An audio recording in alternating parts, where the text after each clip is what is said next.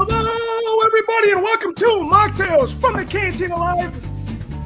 Happy Sunday to you. Happy Rogue One weekend.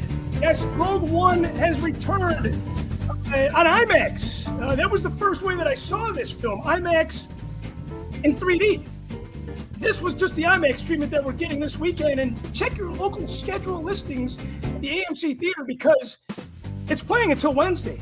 So that is what exactly we're going to be talking to tonight on tonight's show. I literally just got back from the movie theater not too long ago, probably about half an hour ago. Had some dinner, cracked open a couple beers. Again, happy Sunday to you. Thank you for tuning in on Facebook Live. If you want to join in on the chat, head over to YouTube, and Tyler Page is going to be kind of helping you chime in on the show. My good buddy Tyler, as always, on the show, along with my Patreon producers. And I cannot do this show without the Patreon supporters. So please, please, please support the show just at $2 a month. It will go a long way. But let's be honest. I might make it rock, but the producers make it roll. Without them, I cannot not do this show. And there's going to be 4 of them joining tonight. The bad guy tin, of course, as you know how this goes. This is the drinking word of the night, smoking word, whatever you do. Keep it clean, keep it responsible. Only for 21 and over drink. But when you hear this word tonight, music, yes, Michael Giacchino, the mastermind that blew my mind away when I first saw Rogue One back in December 16th, my dad's birthday of 2016. But I would like to introduce my guest tonight. I have the very, very first show producer that's been a big, big part of Mocktails from the Cantina. He made the end of last year a good one because he joined on December 31st. So producer Todd Sedlak, Suds, the perfect nickname to have while you are a producer on this luxurious show. Happy Sunday to you. Suds, did you see, before we start the roundtable, I got to ask you a question. Did you see Rogue One on IMAX this weekend? I unfortunately did not. Schedule didn't allow, but when it was in its original run, I saw it like 9 times in the theater and a couple of them in IMAX. So you got tied up with me, but you did yours quick. Today was my 9th viewing, and Suds, I know you're a very, very busy guy, so I'm honored that you're here tonight, let alone producing the show, but joining us. So I look forward to adding you to the roundtable here. I just want to introduce everybody really quick. Show producer Matthew Rooney, who I met down at the glorious ICC Con. I hear they're going to have a carnival. They're going to have a parade. They're going to have all kinds of stuff this year. I will return, Matthew. I know that is on your radar to return.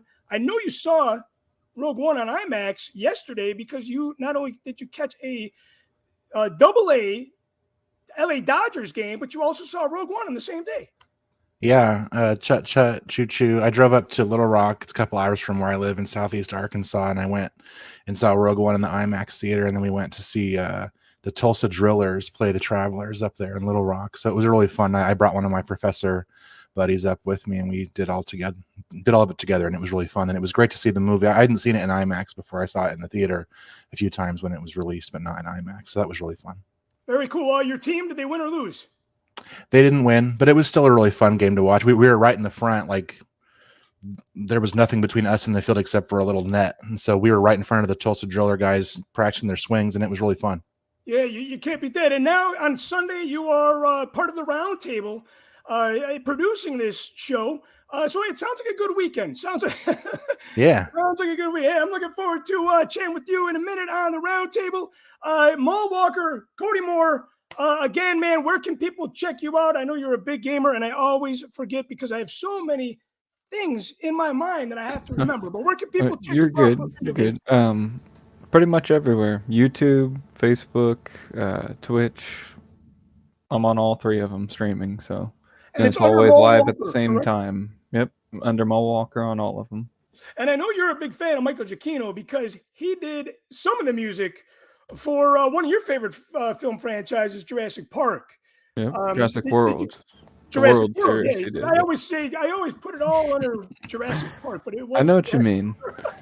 I just have to differentiate because I'm like, no, I gotta respect the park composer. I can't step on him. Yeah, you can't step on him. I mean, John Williams is, of course, he's up here. Giacchino's real close.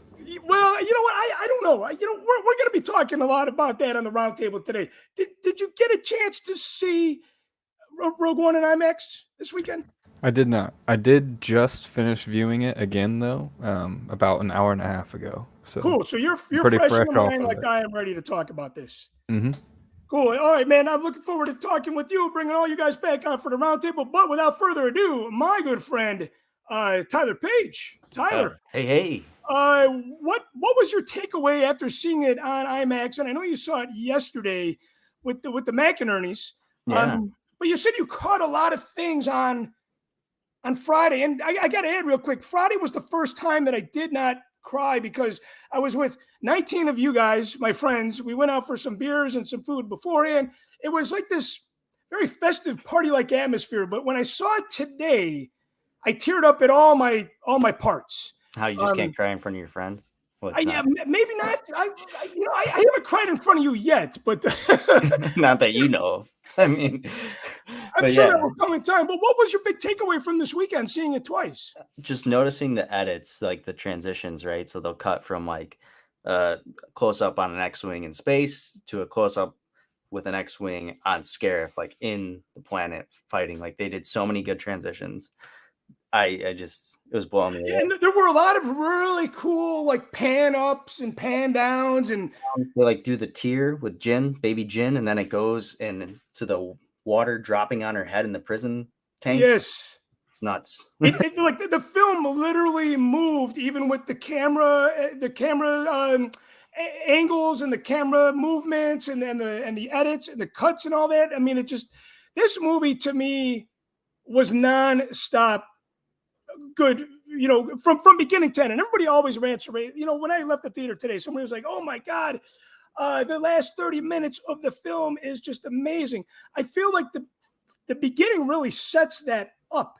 But if you just threw on the last 30 minutes of that film without knowing anything that happened before it or being attached to these characters, I don't believe that last 30 minutes would have the substance Absolutely that it does. No, just people dying. And you're like, oh, that's crazy.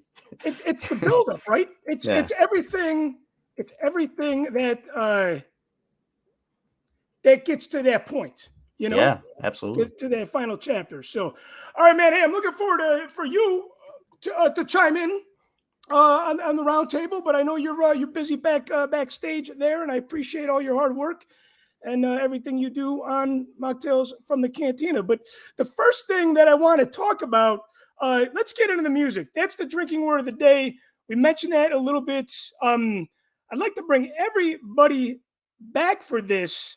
One of the things that I went into this film with negative expectations, simply because I thought, how could you have a Star Wars film without John Williams' film score?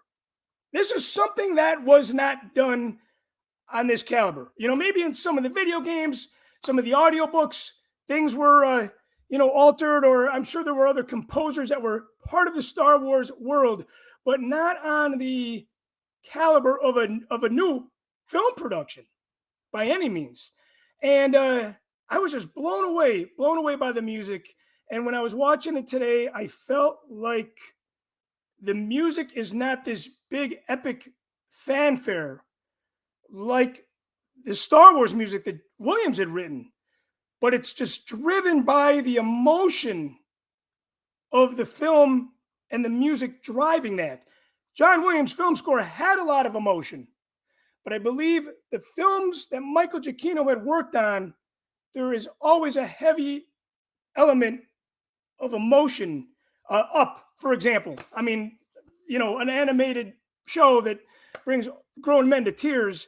That is an example of the power of his music, and I believe that's exactly what he did on this film. But I want to hear from my show producers, if we can bring them all back at once. Todd, what was your take on the music? Well, I was going into Rogue One. I was pretty much in the same spot as you were, wondering what the film was going to be like without a John Williams score. And so I wasn't too sure what to expect. And also the opening was the first time we didn't have the blast of the horns with the main theme. It opened without a main theme and a crawl. So I was a little unsure, but as the movie went on, I was quite pleased with how things turned out. You know, you make a good point, because I thought of that today. We don't have the fanfare, we don't have the scroll, but it's almost like this clanking sound. It's almost like metal hitting metal. That opening note. It's a black screen. You see the planet, and it just hits you right in the face. And that is essentially what this film does to me emotionally. And I think that first note that we hear kick off the film, it's like a slap in the face. Right. In a very, very heavy way, not in a bad way by any means. It just bam, it's like, holy crap, what are we getting into, you know? Well, the heavy tone set the stage for the rest of the movie. I mean, it is not, while it ends on a note of hope, it is not it's not a feel good movie. No, not at all. When you think of it. So I think the score starting out that way and the as the thread just continued throughout the movie, I think it supported what was happening up on screen quite well.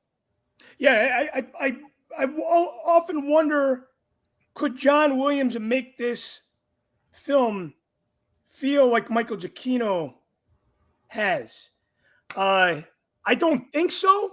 Not to take away from John Williams, but I guess my point is that I was very, very impressed and satisfied with the music when I had, the whole feeling and idea of, like, how could you do a Star Wars film without John Williams? They proved my questioning and worry wrong. Matthew, how did you feel about the music? I enjoy the music. I when I went into the film in 2016, I was a little disappointed because, if you remember, it was supposed to be scored by I'm not sure to say his name properly, but Alexander Desplat, I think is how it's pronounced. The French composer, right?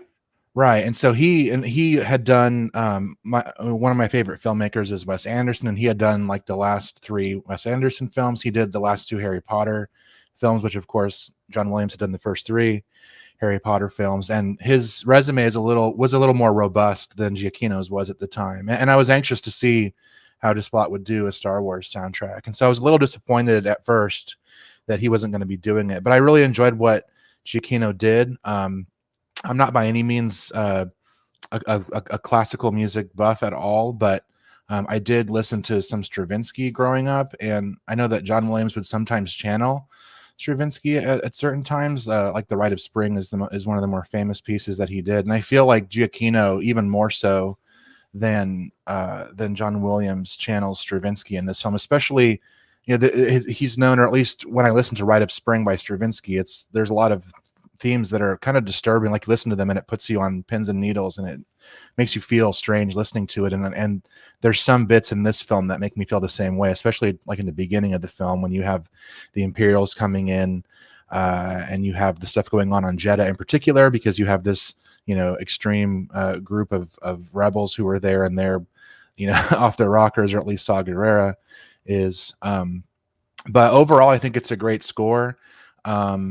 I'm hoping that Jimmy Mack has been re-releasing all of the Oxygen episodes on Patreon recently, and the very last episode they did on Oxygen before they stopped doing the show was a review of Rogue One with David Collins, and he had gone through it pretty thoroughly and had a nice analysis of it. And you can't listen to those episodes anymore publicly, and so Jimmy Mack's been publishing them behind the Patreon paywall, and I'm looking forward to getting to that episode again. But I particularly like the music. My favorite bit of the composition is when They have the music when Tarkin shows up and he's looking over the Death Star and he turns around and he has a scene with Director Krennic. That whole theme there is a really good villain theme that harkens back to some of the sort of old school villain music from the 60s, 50s, 40s. I enjoy that. Yeah, speaking about Rebel Force Radio, they're obviously friends of the show. They have a Patreon. What I'm thinking about doing is on Patreon is, and I talked to Tyler about this, because I can't get all my feelings across on this show tonight, but I'm thinking about doing a breakdown of this film for you guys on Patreon, like in 10-minute segments or scenes, because I feel like every scene in this movie that leads to the next one, it just, if you take anything out of this film, you're going to be missing something, you know? And it's just, to me, the music is such a powerful thing. And Cody, before we go on to the characters, which I thought was a super important part of it, the chemistry with these actors, I don't think this was ever done in a Star Wars film before. But Cody, what was your take on the music? Did you have any disappointment? Were you hoping for John Williams? Going into it, I wasn't really as aware of what Giacchino had done prior to this, so I was just kind of open-minded. But I was pleasantly surprised, I feel like, because he did a good job of keeping the tension high through using the music, but then kind of inserting the classic John Williams emotional pieces when they were needed. Yeah, I think the use of some of the old film score, the Force theme too. You know, when Andor is leaving to assassinate Galen, essentially, or attempt to, you know, after giving the orders, the Force theme plays and the sunset is setting on Yavin 4, and it's just, because it's John Williams' old film score, it brings us back. Yavin 4 brings us back to A New Hope, where Star Wars all started. The Force theme brings us back. And of course, they use Vader's music, but they don't overdo it. You know, they kind of tease and they play with John Williams' music in this score, but just enough to say, hey, we need to remember the past. We need to incorporate this into a Star Wars film because, one, it brings a familiarity, and two, it definitely brings a sense of nostalgia. And I think Rogue One does a really good job of making us feel the nostalgia for Star Wars through a production that's so new. Moving on to an important thing, and when I say this has never been done before, because if you look at all these actors in the cast, okay, not just the Rogue One team, but the secondary actors, the the side characters, the villain, Krennic, the acting is A-list. It is A-list. These people are so experienced, and the chemistry with these actors amongst each other. Maybe they don't all have a scene together, because it's very hard to have 6 people, 7 people act together in a scene, because I think it's going to get too messy. You have to have a little bit more intimacy, but behind the characters. But they all kind of go around the horn, and they all kind of, have a relationship with one another. And I think the characters themselves, everybody, there's no I in team. There's no I in Rogue One either. It's like there is something about all these characters that play a pivotal role in what they do. And if you got rid of, like, say, Melshi did his part, Sergeant Melshi. If you got rid of him, you wouldn't have had the ground battle as successful. So all these characters played a really, really good part. And Krennic was somebody that I felt bad for at the end. When he's dying, looking at the Death Star, like, I had emotion for these characters. And then they kill them all off, and then that's what I love about it, because these characters die after I fall in love with them. You guys probably fell in love with them too. And it's just like, wow, that was a slap in the face. How did you guys feel about these characters, and did you have a favorite one?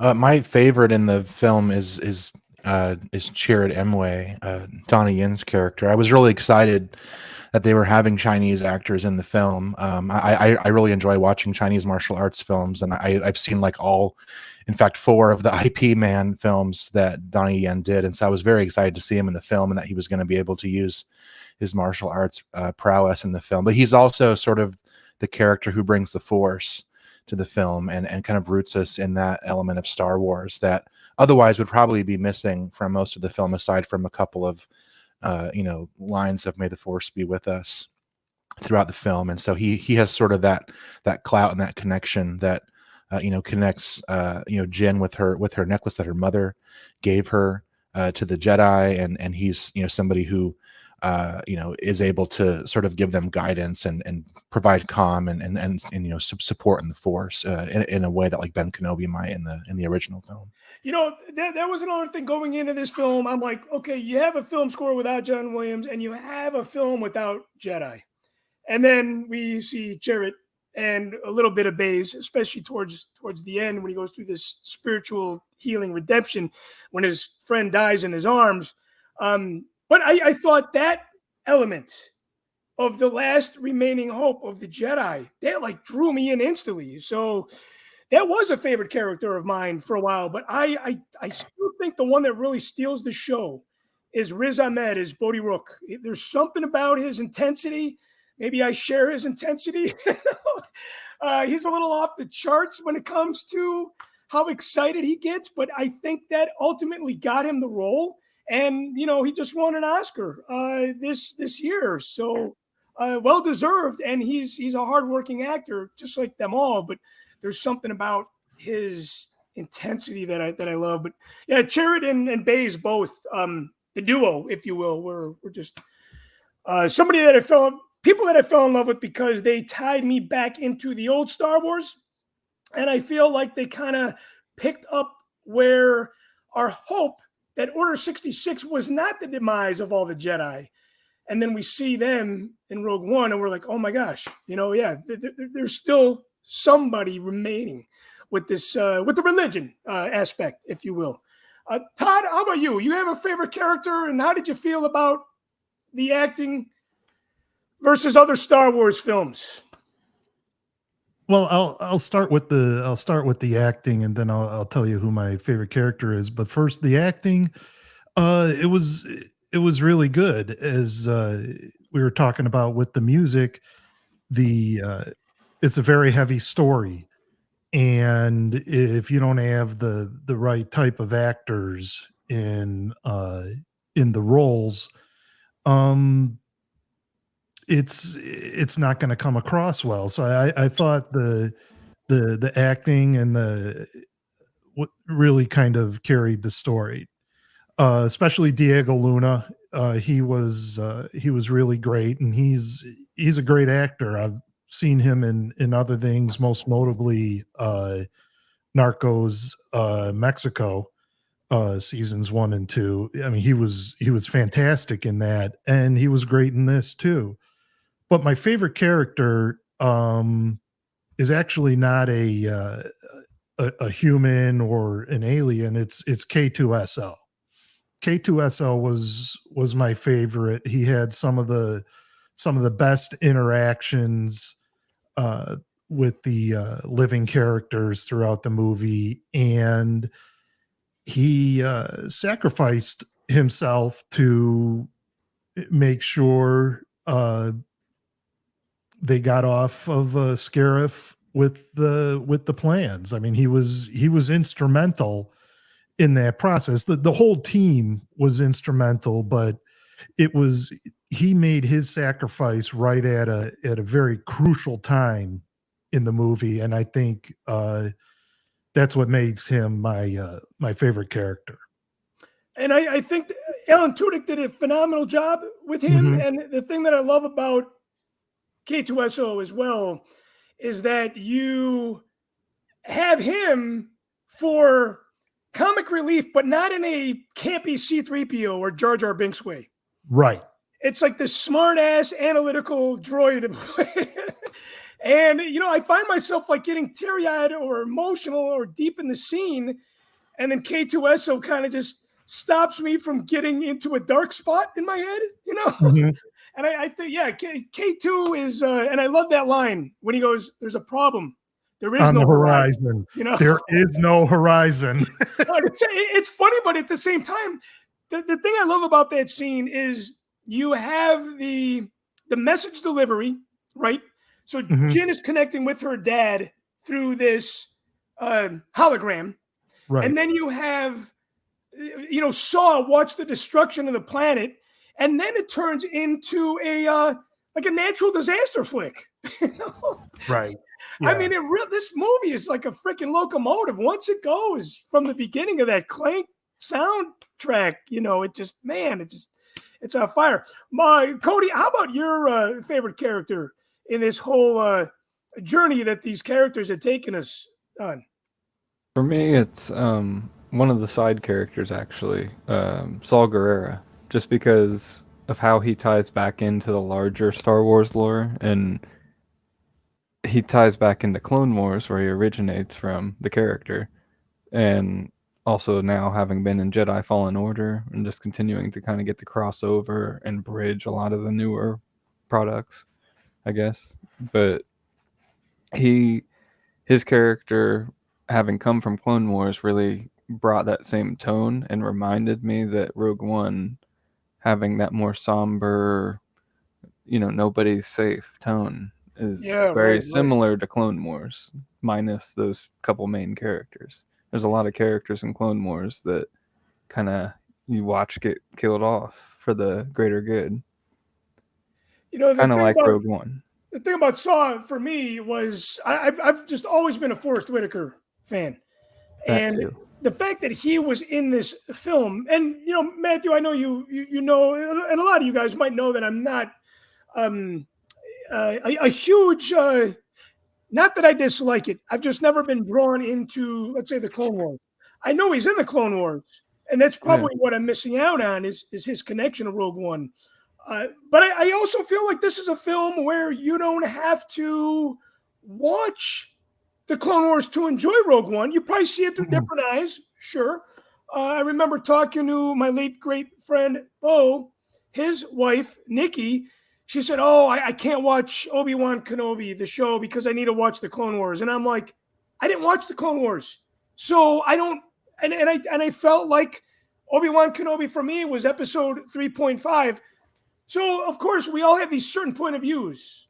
And I don't believe that, not to get sidetracked, but the Clone Wars is great and it connects all these things together. For me, I don't feel like Saul was not important to me because my love for Forrest Whitaker is what really drove me into that character alone. But Cody, I can see your point that, the fact that he was in the Clone Wars and this kind of tied it together, was a huge important part for not only you, but a lot of the other Clone Wars fanatics out there. I know there's a lot of them. Well, that and there's a couple novels that tie right into Rogue One, Rebel Rising, and Catalyst. And Catalyst, Mhm. yes. And Saul Guerrera plays a significant role in both of those to a degree, whether like in Jin's story in one, and then Galen's in the other. And it's he's just a very critical, like linchpin character. Once, like from the bigger picture, he ties so much of it together. You So it's just know, kind of cool to see him appear in live action because that was his first yeah, live action appearance. yeah, sure, yeah, and I know like Syndulla was another one. Uh, People are excited, and Ahsoka. People are excited that these Clone Wars characters are coming into live action. We saw that mostly with Ahsoka, I would say. Oh, yeah. God, the name's escaping me because my mind is on Rogue One, but You're the thinking female, about Cad Bane? yeah, Cad Bane, and Cad then Bane from Book of Boba Fett. the female character from Mando, Bo-Katan. Bo-Katan, yes, so yeah, a lot of Josh these. Reeves. A lot of Tyler's these girlfriend. characters are coming into play. But go back to Saw Gerrera, and then one of the things that we saw was a little bit of an Andor teaser. I don't know if it was necessarily a teaser, it was more like an interview with Gilroy and Diego and, Luna. and Diego Luna. And my friend attended an event where Diego Luna was in the flesh, but they did not play Rogue One on IMAX. But when I saw Forrest Whitaker in the trailer after I heard the news that he was going to be reprising his role, and after watching this on the big screen, the clips of Andor, I don't know why we're not getting this 3-part premiere on the big screen, even just for the weekend. Because watching it on IMAX, the Andor clips, I mean, it was a feeling that God, I would love to see that whole entire flick, the whole entire TV show. But 3 episodes, like we saw Obi-Wan Kenobi, Star Wars Celebration, that would be enough for me. Yeah. Every day, more lies. Yeah, I still need to pull the trigger on him, but I'm waiting to find him at the toy show for $20 instead of the Target for $29. But I need to add him. Need to add him to my collection. All right, let's talk about favorite moments from the film. This is very, very hard to do. I don't know if I can pick one favorite moment. All I could say is that, again, the last 30 minutes was great, but if you took out the first hour and a half before the last 30 minutes, it wouldn't have played out as powerful, in my opinion. You got to have a little bit of kissing on the neck and, tongue around the ear before to make a sexual reference to describing this. You just can't. You just can't start it. I know you like the movie, Chris, but I mean, come on. You can't start it with the last 30 minutes of the film. You need a build-up. You need a. You can't just jump right in. Right? Yeah. You can't jump right in. You need a little foreplay, and that's exactly what the first hour and a half of this film does. I don't know if I have a favorite moment. I have like 7 moments that make my eyes water. One moment that I like to say is at the end when Cassian and Jin are in the elevator and they're looking at each other, and the lighting of that scene. They don't even hug each other. They don't kiss, but they're looking at each other like they just went through hell and they know that they're gonna die. And the part that always gets me is you don't have any dialogue for quite a while. And then he says, your father would have been proud of you, Jin. And that part just brings me to tears every time. I love this story because it is about a daughter and a father. She's, keeps looking for her dad.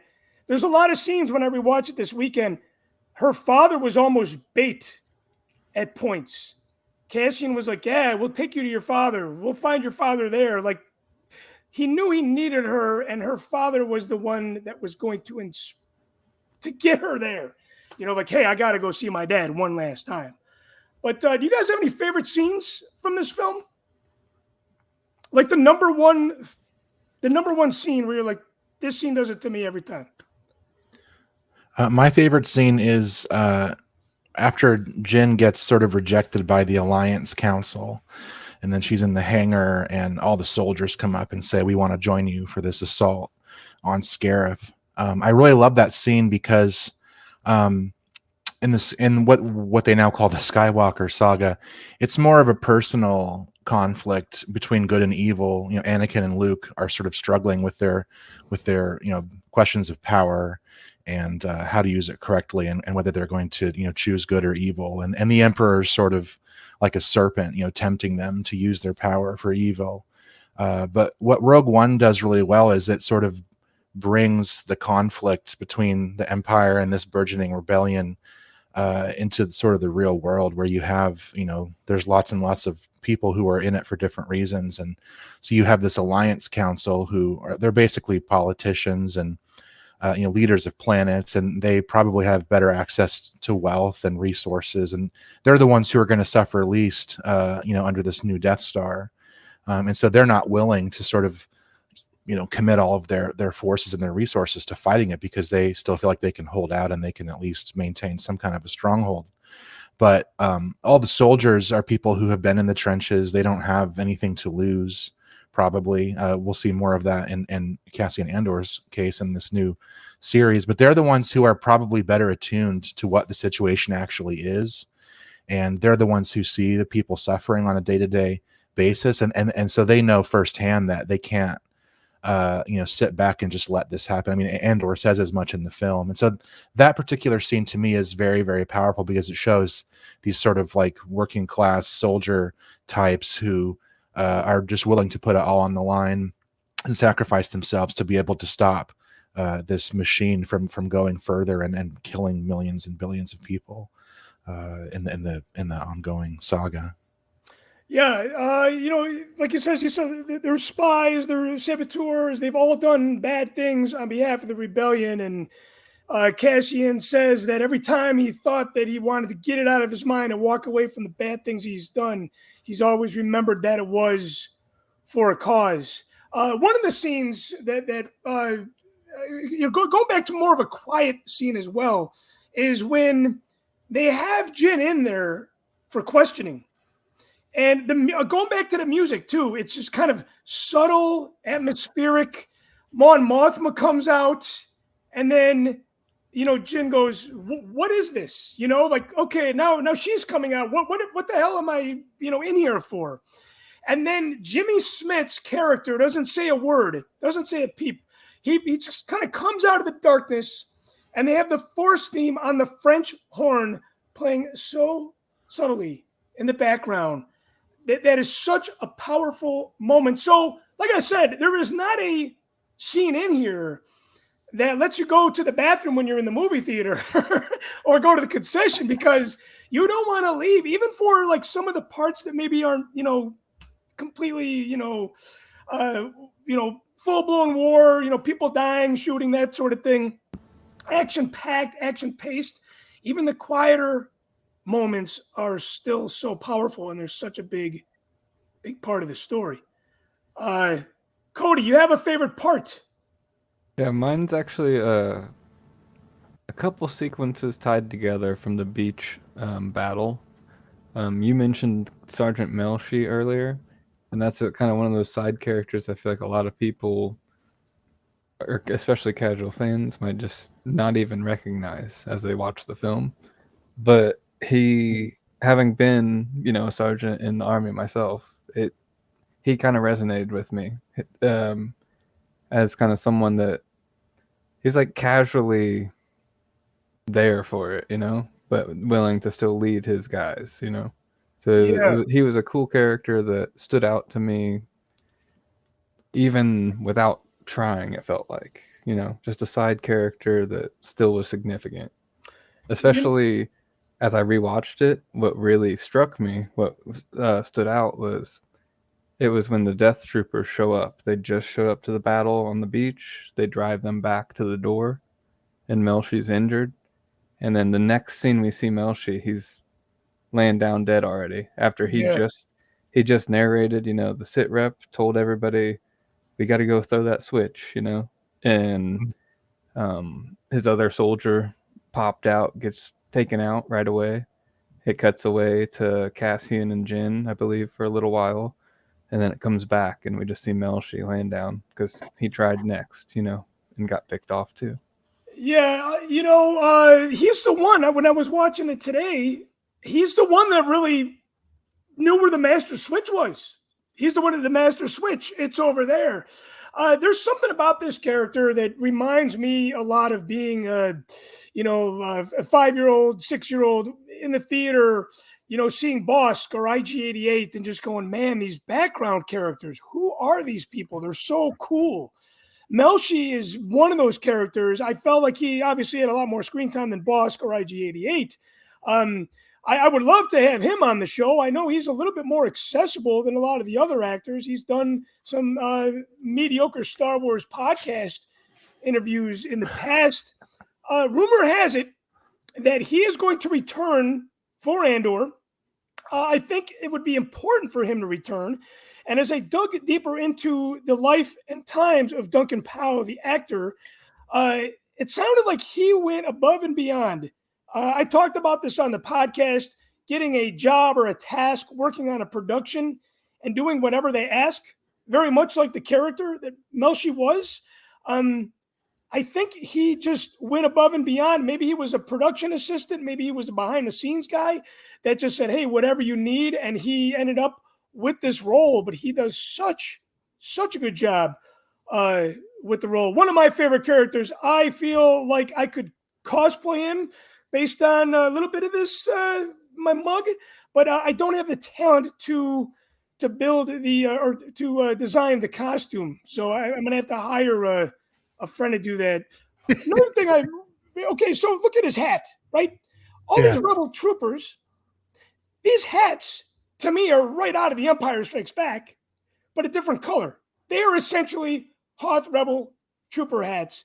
And there's all these, subtle elements in the film that keep reminding us of Episode 3 or Empire Strikes Back, or, maybe more of the original trilogy, that just make us fall in love with this movie more, maybe even on a subliminal level. It immerses us in what we know while still showing us a lot of new stuff. A lot of new stuff. Suds, do you have the one scene that you just can't live without, or every time you see it? You said you saw it 9 times in a theater. I'm impressed by that. What's the one scene that grabs you every time? Has to be the Vader hallway scene at the end, hands down.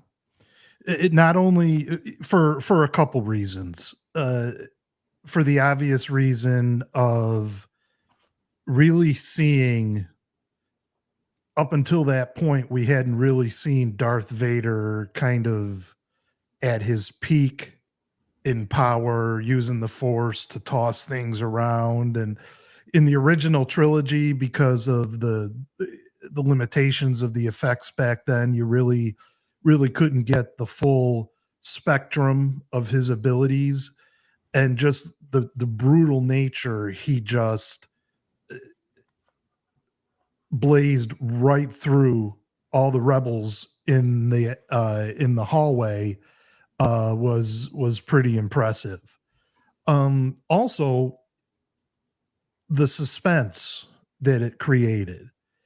Going into this movie, every single one of us here and every single one of us watching knew that the rebels got a hold of the plans, because we saw Princess Leia put them in R2 and everything down the line. So we knew that was going to happen. But even knowing that, the suspense that was created in that scene with Vader just cutting a swath through the rebels, and the rebels running with the plans to transfer them to the soldiers on the Tantive. You knew they were going to succeed, but it's still, even on the 9th viewing, it still was tense to watch. So that's why I picked that as my favorite moment. There's something about that scene too. Going back to, Matthew, your favorite scene with the troopers before they go to Scarif. Cody, going back, talking about Melshi, these Rebel fleet troopers, again, just like, oh my gosh, who are these people? I want to know more about them. And I feel like every actor in that scene that got a spoken word or a close-up of just how the feeling that they portrayed on their face was so horrific. It really, like Vader coming out was great, but I think those Rebel fleet troopers, what they were going through is what hit it home for me. I mean, they're flying up to the ceiling, they're pounding on the door, help us, let us out of here. It became a horror movie, and half an hour before it was a disaster film. So again, this film has so many different scenes and characters and elements that just keep drawing us in. I hate to play this game here, but it seems to be the norm, and we love to go against the grain, and we love to go against the norm. But let's join the rest of the people out there in social media. What did you not like about this film? My friend Lee from England, who was at that event with Diego Luna, he said he cannot stand the haters already bashing Andor. I don't want to hear about the hate of this, but at the end of the day, do you have any complaints about this film, or is it a perfect film? And a follow-up to that is, where does this rank in all the 9 Star Wars movies to you? Somebody might say, you know what? Why do you have to rank them? If I had 3 kids, I'd probably be able to tell you my favorite one and my least favorite one, because I just like to do that. I have my favorite band. I have a least favorite album. I have a most favorite album. So I like to do that with Star Wars. I like to put them in order. So anybody have any complaints? And where does this fit in for you? Matthew, you want to lead off this kind of controversial part of the show? Sure. There's a couple things that I don't like about the film. The first one, this is going back, Cody mentioned earlier about the Catalyst novel. I read the novel. It was released before the film came out, and it was the story of Jin's parents. And so I got really attached to them both. And so I was a little upset. And every time I see it, I'm a little upset when they kill Lyra, like right away at the beginning. And it's kind of in my opinion, a pointless death. Like if you read that novel, she's a very interesting character and very protective and loving and intelligent. And so for her just to come out against this whole squadron of death troopers with a pistol and abandon her daughter doesn't make any sense to me. So that scene I don't like very much. I understand that it serves the plot and she can't be there for Jin to go on and do what she needs to do. And obviously when they made the film, they weren't catering it to the novel. The novel, I'm sure, was made on the side after they had already shot a lot of the film. So that bugs me a little bit. And then I actually don't like the Saw Gerrera character that much. I felt like he didn't really match up at all, to be honest, with the Clone Wars Saw Gerrera. I have a hard time connecting the two. I think now they're making those connections. Like he's in Bad Batch now. They put him in the Rebels animated series, in his Forrest Whitaker sort of style, and Forrest Whitaker did the voice for Rebels when he was in there as well. So that all made a lot of sense. But I think Saw represents this sort of revolutionary who's broken. He's paranoid. He gives up his life. I mean, he's literally broken physically and mentally. He's kind of lost his mind. And so maybe, and it's nothing on Forrest Whitaker. It's a great performance, and he's a fantastic actor. I love him as well. Going back to the 80s and 90s when I first saw him in films. But I guess it just disturbs me that there's a character like this who's so broken that he's leading this band who's just essentially conducting raids and blowing people up, and he can't even share this important intel with the Rebel Alliance when they desperately need it. So that kind of bugs me a little bit, and I was hoping for more from Saw Gerrera and from Forrest Whitaker's character, but I understand he does kind of serve to show, like, he's been in it for 20 years, and this is what happens when there's these small bands of freedom fighters that are trying and putting all of their will into something, and then really being broken by an oppressive empire. His character and his another performance from him obviously is coming in Andor. And one of the things that I like to do is when somebody says, "Oh, I don't like this about the film," I'm like the door-to-door Bible salesman. I'm like, "No, this is why." This is why you have to love Rogue One. Okay, this is the way I see it, and I definitely hear you out.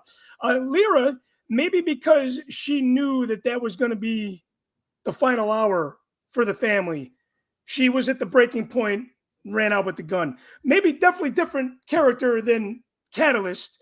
And again, that might be the pros and the cons not watching the Clone Wars and not reading the books. There's not a lot of us out there that stay away from that stuff. It's very unlike somebody like me that's a Star Wars fanatic, but I would rather watch the movies over and over again than take the time and try to catch up on all those years of the Clone Wars, or read a book. I know that's blasphemy. I know it is. But that's kind of how I saw Lyra, hearing your side and seeing her in that moment. And then I think with Saw too, I think a lot of his character is going to be explained in Andor. And I think what Andor is going to do to Rogue One is make Rogue One feel even more of a sacrifice for those characters. And I think we're really going to get a chance to see Saw come to the point that leads him into Rogue One. And I was glad to hear that we're going 5 years back before this story started. So hopefully, Andor will kind of fill in the blanks with Saw, at least for you, Matthew. And no, I hear you out, and it's my due diligence to make sure that everybody has lots of love for Rogue One. I know you do. I'm not saying you don't. That's my challenge, right? Todd, what about you? What did you hate about the film? What did you not like about it? Well, first, before I go into that, about Saw Gerrera, watching the movie, I very much got the feeling that we were seeing Saw at the end of his arc, that he was at the end of his journey in this universe, and it he was, like you said, a broken man, and he had been through a lot, obviously, in the ensuing years between where we saw him in the Clone Wars and then in Rogue One. So I didn't have so much of a problem with him, and I think you're right that we're going to see a lot of that blank space filled in Andor. There really wasn't a lot that I didn't like about the movie that had to do. There wasn't anything that had to do with the plot or the acting or anything like that. And this is an excessively tiny nit to pick, but it was the way the CGI Leia looked at the end.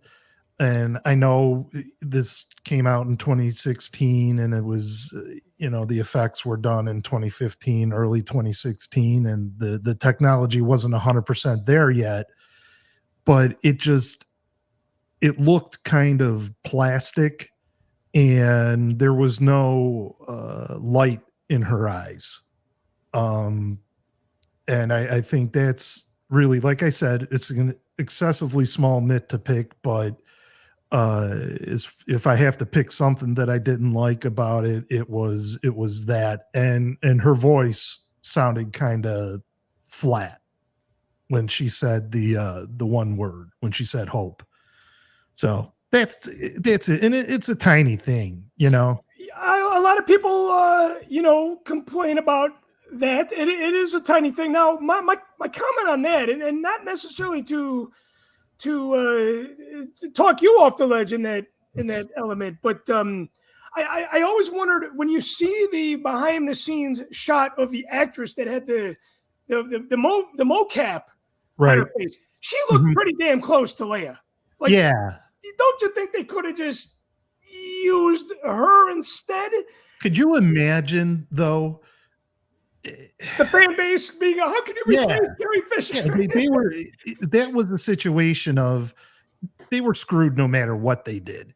If they recast her, people would be rioting, saying, "How dare you do that to Carrie Fisher?"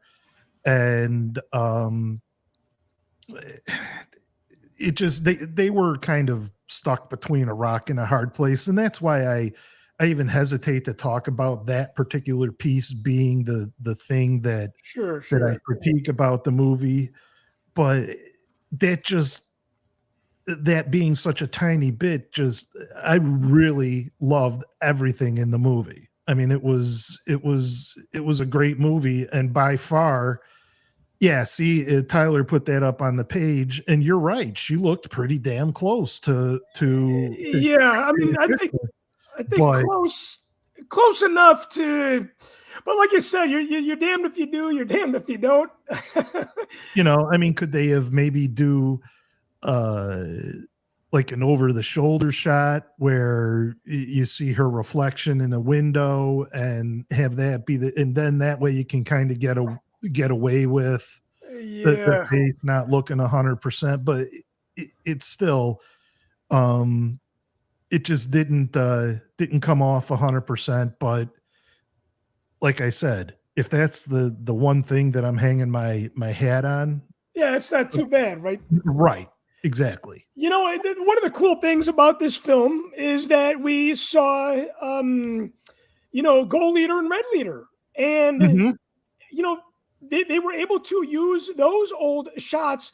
It's too bad they couldn't have had some kind of shot with Carrie Fisher that they were able to put in. But, when you make a film, all those years ago, 45 years ago, you're not thinking about, the story beforehand. So yeah, it was very complicated. One of the things that I always wondered why, and this is funny because I am not tied in with the Clone Wars and Rebels and all that.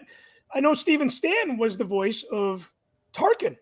How do you guys feel about him not being the voice of Tarkin in Rogue One? Does that bother you? Because every time I see Tarkin, I'm like, I know that's not the voice of Tarkin from the animated show. Who did it better, and did that ever bother you guys? It's close enough that it's never really been an issue for me. Yeah. It doesn't bother me at all. And in fact, the Leia thing doesn't bother me either. I don't know if it's because I read the comics and I watch all the animated stuff. Like, I don't expect. I'm not as precious about things looking exactly the same. I mean, there's some comics where they do there's some drawings of characters that look really far off, and that will bug me a little bit. But to me, just my personal opinion, it doesn't have to be that close. Like it doesn't bug me at all. But maybe I'm not as picky about the digital effects as some people are, because I can understand people seeing it as being a little bit off, and obviously you can tell because we know it's not actually her, and maybe that has some kind of impact on it. But yeah, as far as Stanton not doing the voice either, I mean, it didn't really bother me either because it isn't the animated Tarkin. Yeah, and speaking of Tarkin, that CGI and the face replacement and the mocap they did on him, that I thought was fantastic. Like when you first see the back of him in that first scene that he's in, I was thinking, is he going to actually turn around and are we going to see him? And sure enough, it turned around and I was like, that looked pretty damn good. Especially for the year. Right. Exactly. My brother, who's very, very critical about special effects, and he's not a Star Wars fan on my level by any means, but he when he saw Rogue One, he goes, dude, he's like, was that Tarkin? He's like, was that CGI or was that real? Like, it fooled him. Yeah. Well, it really, really did. And the thing about seeing this on IMAX was, you got to remember, I know it came out in December, but it was the secret Star Wars film. And there was no anticipation for Rogue One because it was a secret Star Wars film. So we didn't really know what we were getting. I know Tyler had kind of figured it out based on the running time. I didn't get a chance to go to the party because I had cut my eye and I couldn't even see straight. So to me, this was like a new film coming out that I already, had seen, but I had that feeling of like, oh my God, this is a new Star Wars film. It's a new Star Wars experience. Even though I had seen this on IMAX and 3D on December 16th of 2016, last time I had seen this film in a theater was March of 2017. So it was a special treat. And to see these characters in CGI on IMAX and the sound, there were a lot of things that I had noticed on this super big, crystal clear screen that I had not seen before. Subtle things like background characters, and they were in more scenes than I realized. When I went with Tyler on Friday, and 19 other people. And I got to give a shout out to Sharon Sandoval and Brad Riverdahl, Patreon members tuning in tonight. We sat in a row that was almost too close to the screen. And I'm thinking, wow, I'm like, I've been watching this movie in my bed on a little, television. I don't know, 32-inch, 45-inch, a modest television. Or I catch myself watching this on the back of the airplane seats. And here I am just being like, oh my God, Rogue One is like eating me alive right now. It's larger than life. I feel like I had to definitely see it today again for the second time in 48 hours, just because the first showing on Friday was kind of a lot. It was a lot. Mhm. Cody, you have a scene that bothers you or any complaint about this film? Mine is also very, very minimal, nitpicky, as you would say. It's kind of weird because in contrast to the Tarkin CGI being really ahead of its time for that period and feeling really good, the physics at times when Chirrut was fighting the stormtroopers feel a little wonky or a little rubbery. Seeing When some of Chirrut the was fighting the stormtroopers. stormtroopers. Yeah, a little. Some of the times where he's grabbing him, and you can tell it goes to CGI figures, and you can see some of the movements of the troopers I seemed a never, little bit off. the funny thing about that scene is my daughter has she's got like a wound on her foot. And I never thought that I would be quoting that with my daughter. Is your foot all right? But I never noticed the CGI in that. Maybe a little choreography going on in that scene as some of those things that are that big. But to wrap it up, I need to find out. I mean, couple things. We're going to wrap up the show, but a couple more questions for you. Where does this rank up? That was my follow-up question. Where does this rank for you guys out of 9 Star Wars films? For me, it's number 1. It still is. If this came out the same time Empire Strikes Back came out, they would probably be equal. But for me, it's Rogue One, Empire Strikes Back, and Revenge of the Sith. Those are my top three of the 9 in that order. Simply because Rogue One is a story that's a little bit more contemporary for me. It's a story about a father and his daughter. And there's a lot of emotion in this film. And I think that's what I get off on when it comes to Star Wars is I want to cry when I watch a movie. And that's exactly what I did when I saw Revenge of the Sith and Empire. Maybe I don't get super emotional about that, but it always brings me back to my youth, for sure. Nostalgic for me. Sharon Sandoval says it's number 3 for her. Todd, what about for you? Where does this rank in amongst the 9 Star Wars films? It's not number 1. That for me is Empire. Basically because Empire is where we get the big reveal that Darth Vader is Luke Skywalker's father. For me,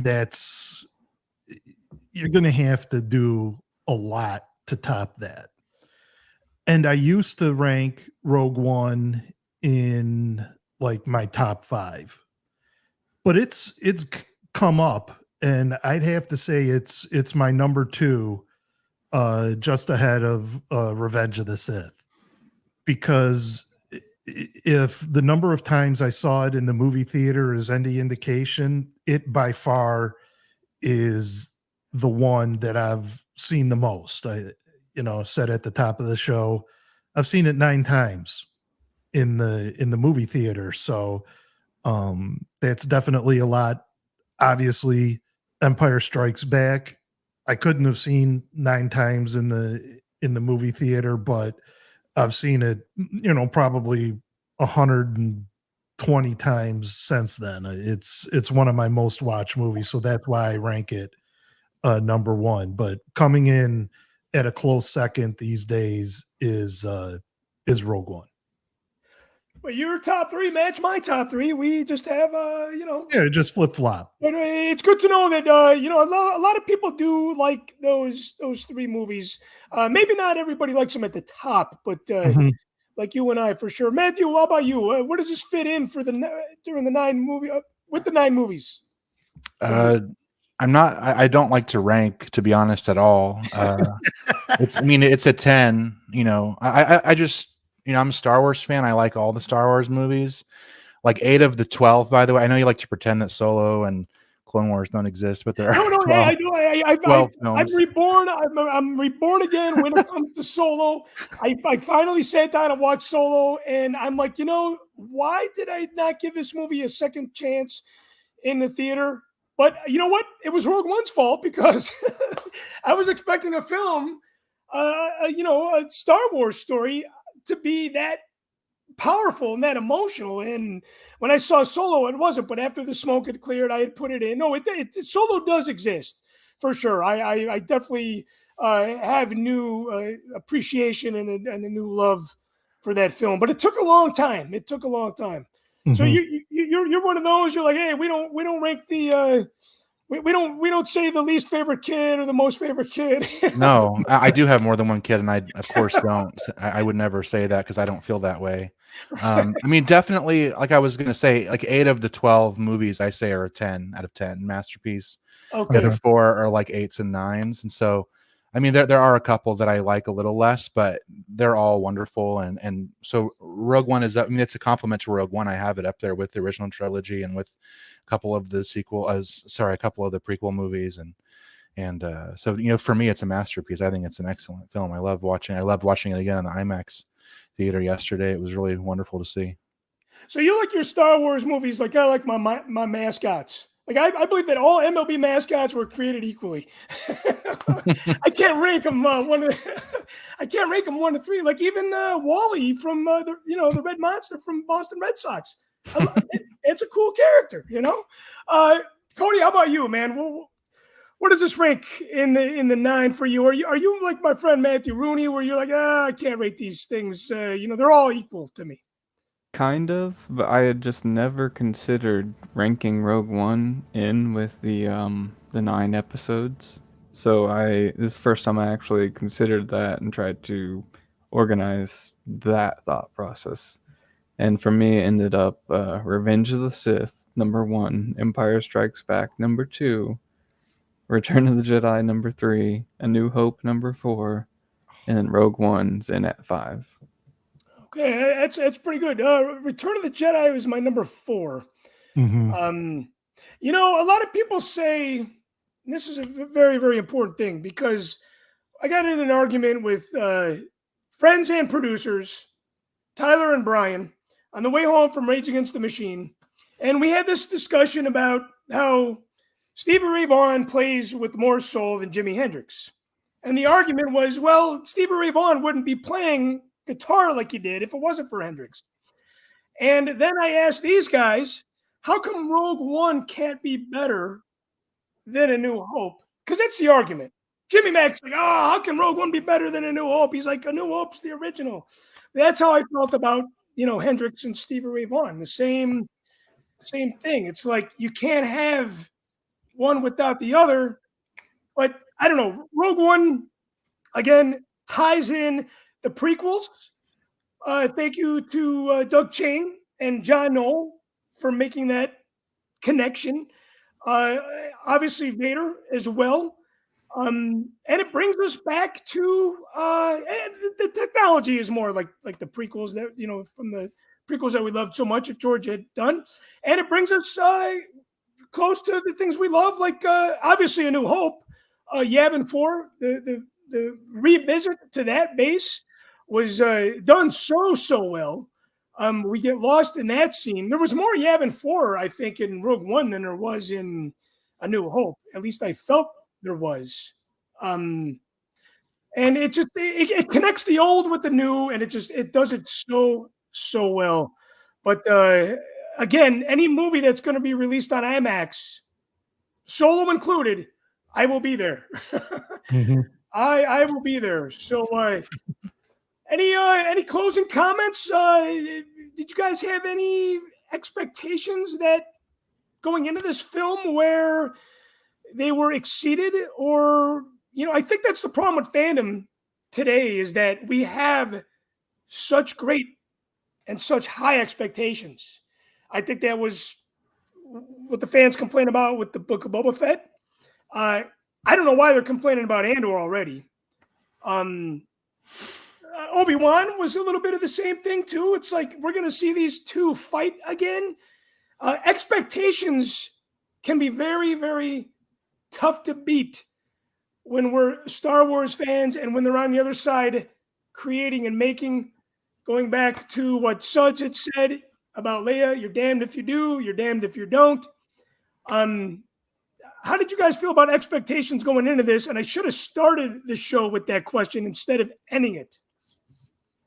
I didn't have super, super high expectations. That whole year leading up to the release, there was a lot of stuff in the news, and I was listening to RFR, but also I was watching the Collider Jedi Council show too. And just all they were talking about all year, and it was in the press, was that they were having all these reshoots, like anywhere from 40 to 90% of the film was being redone, and that they had to replace the director. And like the first teaser, I rewatched like the teaser and the trailers before we did the show tonight, and like the first teaser they put out in April at the celebration in Britain that year, I wasn't that excited about it. Like especially Jyn Erso in that teaser is like really cold, and there's like not a lot of life to her, and I really didn't like the way she was portrayed in that teaser. But you could tell that they kind of got it under control, because once you watch the first like official trailer and then the second trailer in October, they really were settling in on her, and she's much more like she is in the final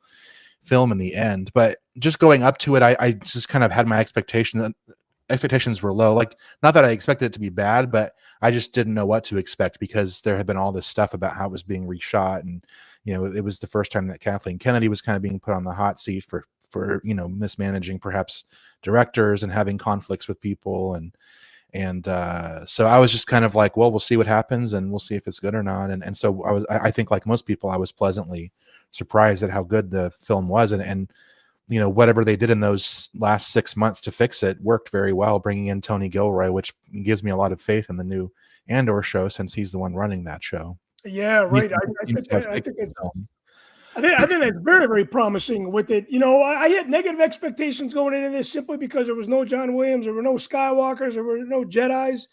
And I kind of went into this, in a negative mindset just because of those things. And this was really the first spin-off Star Wars show that we ever got, and I think it raised the bar at the end of the day. But with Tony Gilroy coming in, I think that's very, very promising. And I think if we don't like this Andor show, I know I'm going to love it. It's how can it go wrong? And I'm really happy that it's going to be 2 seasons. I do have inside source that I don't know if it's been official. You guys get the official news on Rebel Force Radio, but Andor is going to be 2 seasons. I don't know if you've heard that. That's been released. Been released, so that's been really okay. I thought it was breaking news here. No, and I can't show you what I got from. That's all I can say. Well, you guys know as insiders, as Machtail insiders, that I have a couple cool things in my collection. Right. But anyways, I should quit talking about that because I'm going to get myself into trouble. Tony Gilroy said that publicly that it was going to be 2, and he even said how many episodes it would be and everything. Yeah, the structure too. 24 episodes, is that right? 12 and 12, correct? I believe so. Yeah. The first season composes a single year. The second season is supposed to compose 4 individual years, 3 episodes being each year. And if I'm not mistaken, isn't Andor? Is it? Who is composing the film for this one? The music? Yes. I'm not sure actually. Yeah. No, I don't know. The female composer, was it the one? The one from Kenobi? That's from the Kenobi. Okay, right. Natalie Holt. Nicholas Brito on here. Natalie Holt did Kenobi, if I remember correctly. So it's probably not the same then. No, yeah, yes, she was the one that did Kenobi. You know, I was thinking about that going back to music. Michael Giacchino is probably way out of the budget for. Yeah, it's somebody named Nicholas Britell, Britell. This is from Variety in May. They said this. Okay, Nicholas, because the movie in the trailer is really, really good. I want to bring my brother Tyler on. Tyler, I want to ask you, where does this rank up for you, my friend? In the 9, I have a feeling that you rank your Star Wars films a little bit. Yeah, I rank them a little bit, but I was pretty close to Cody, I would say.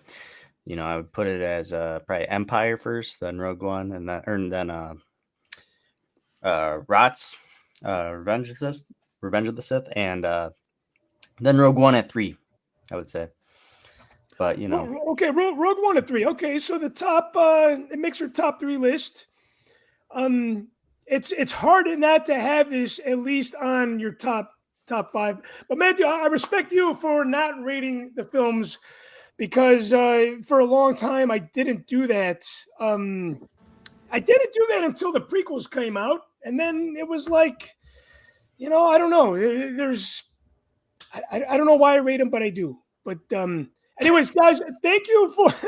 It's what I do. It's what I do, and obviously, some of you guys do the same. Some of you guys believe that all Star Wars films were created equally.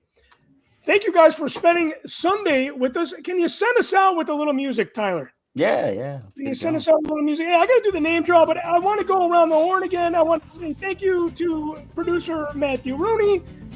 Matthew, not to be confused with Indiana Jones or somebody that digs up dinosaur fossils, but somebody that collects people's past buried in the dirt. Matthew, have a good week, man. And again, thank you so much for your support. Binge watching the material on the show in such a short time and your contribution as well. I look forward to having you produce some more Inside the Vault segments. Sure. Yeah, I got a couple ideas, so we'll see what happens. Hey, man, I'm waiting for him. So thanks again. Cody Moore, again, people can follow you, the gamers, anywhere. And it's under Mall Walker, correct? Yep, Mall Walker. It's kind of a spin on my favorite characters being Darth Maul, kind of obvious, and then Skywalker, the family itself. So I shortened it to Mall Walker, and if you look me up, you'll see a lot of the times it's kind of like updates between Darth Maul and the literal Paul Walker. You know what? Looking at you with the hair and the mustache, I think you could make a good Blue Leader General Merrick cosplayer. Hold on. I just showed you Saul, right? Same day. Look at what you even got the hair color, man. Yes, I think you should do that. Me and you could be Melshi and Merrick. There we go. Hey, I look forward to having you next on the show. ICCC. And again, man, have a great week. All right, Suds, again, man, thank you for producing the show. And thank you for making my New Year a good one, because I remember getting that text on the beach that you were a Patreon member and producing the show. So thank you again. Don't work too hard. I know your time is very, very limited, but you always seem to find time. And thank your wife for giving you the time to spend with us on Machtails from the Cantina. I will make sure to do that. And I'm glad I appreciate you. Have a great week. Tyler, again, thank you for everything that you do on the show. Yeah, thanks for having me. And we would not be able to do this show without you. But before we go, I would like to pull the Patreon member name out of the hat here. This is the Good Guy Tin. Remember, guys, don't be a Mr. Pink. $2 gets you in the door. We do a weekly podcast. $5 gets you so much more. And I could not do it without these show producers. So let's hear it for these show producers. Patreon member Andy from Miami. Is Andy in the house tonight? He usually tunes in, but he is a busy... he's a busy guy in the police force down in Southern Florida. Sean Todd. I know Sean Todd is the Red Sox friend that sent me a text today. He's the reason why I don't hate the Red Sox anymore. Sean, Todd, and if you guys are not tuning in live, you can't win, but this is a good time to do a Patreon number shout out. AJ Drake from the Nerf Herder Council. I'll be on their show next month talking about Rogue One, and I'm going to do one more name draw out of the hat here. And Barry Harmon, the artist Barry Harmon, he has COVID. Barry, I wish you the best, man, and my show would not look as cool if it was not for you. So again, I want to thank all my show producers. I want to thank my friend Tyler Page for all the technical work behind the scenes tonight. I want to thank you guys for supporting the show by tuning in on Facebook and YouTube. And of course, all the Patreon supporters that tune in tonight, especially David Gladding, Brad Riverdale, and Sharon Sandoval. We will catch you guys next month. We'll have Dan Danson and the Tenudos on talking about, is it Unearthed Treasures? Is it Unearthed Icons? That other show that's not as cool, but it's still cool, as the ILM Lights and Magic show on Disney+.